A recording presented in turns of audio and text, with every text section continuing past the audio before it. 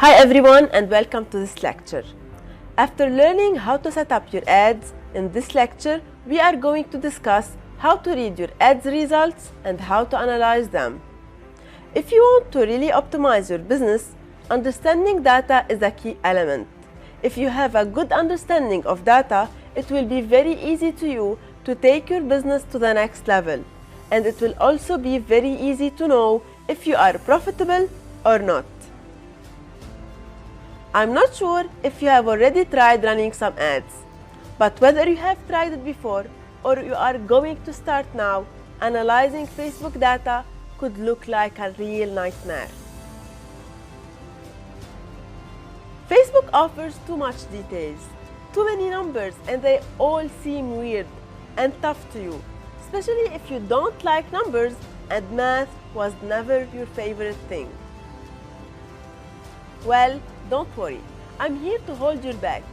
In this lecture, I will explain to you what are the most important metrics you should focus on in order to optimize your store. This will help you get rid of any frustration and will make dealing with Facebook data way easier. So let's start.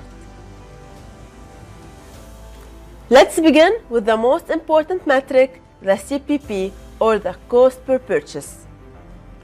If you remember well, we have talked about margin, which is equal to the difference between your selling price and the cost of the product, which means that if you are selling a product at $39 and the original price of the product is $20, then the margin is equal to 39 minus 20 equal to $19. So if the CPP is less than $19, you are profitable. And if your CPP is more than $19, you are not profitable. Comparing your margin to your CPP is the most accurate indicator you can use to know if an ad is good or not. If your margin is $20 and your CPP is $8, well, this is great. If your margin is $100 and you already spent $30 on ads, that doesn't mean that your ad is not good. You are still able to spend more on ads in order to sell this $100 margin product. So if you end up with a sale after spending $75, which means that your CPP is $75, it means you are left with $25 in your pocket, and this is great. But imagine that your margin is $12 and your CPP is $17. Well, that's very bad. You are losing money. If you are not a data fan and you don't like to spend lots of time analyzing data, you can only use your CPP and it's sufficient.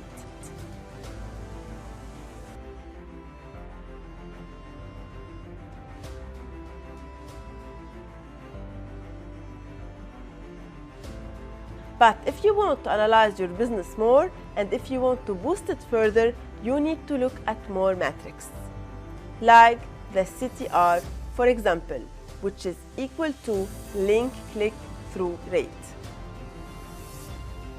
It's the percentage of times people saw your ad and performed a link click.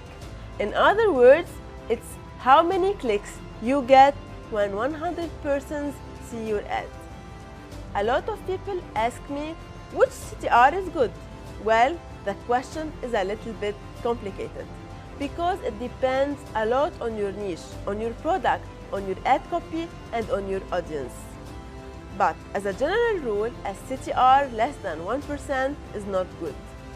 Again, if your CPP is good, then don't worry and don't kill the ad. When the CTR is less than 1%, it means in most of times that you should change your target audience or enhance your ad. Or it could mean that your product is not relevant. A CTR between 1% and 2% is considered good, but you should aim to do better. A CTR above 2% is considered very good, and a CTR above 5% is considered excellent. Another important metric is the CPM, cost per 1,000 impressions. This is a metric that measures how much you are paying to reach 1,000 persons.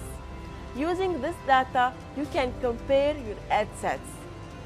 If one ad set is costing you much more than others, you should figure out what to do, either to fix it or to kill it.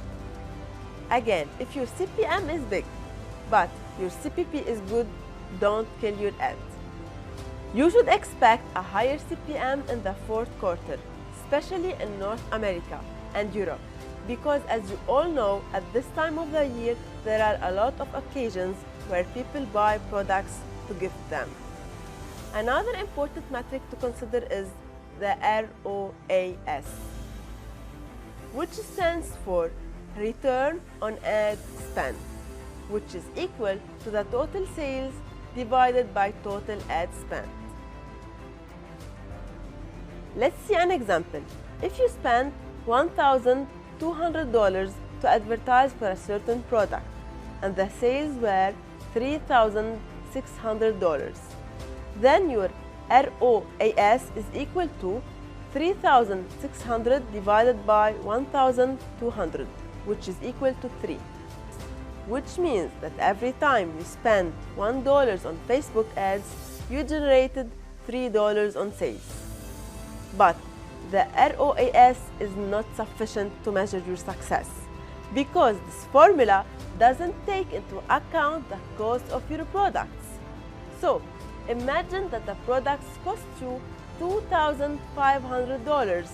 Add them to the $1,200 on ad spend, it gives you $3,700 as cost for $3,600 in revenue. It means in this case you are not profitable. What we should measure is the ROI, which is the return on investment. Your ROI is equal to sales minus cost divided by cost. If your ROI is positive, it means you are making money. If it's negative, it means you are losing money. So if you make $20,000 on sales and you have $5,000 as cost, it means that your ROI is equal to 3.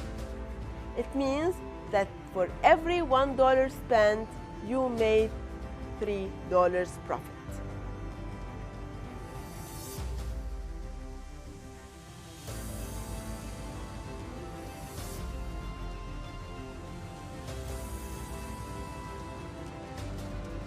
Another interesting metric to look at is the relevance score.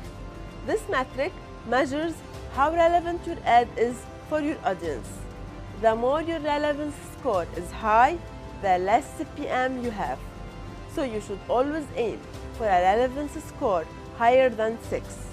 Now, if you have a relevance score equal to 3 and you are making money from this ad set, just leave it running. At the end of the day, it's the profit that you are making what really counts.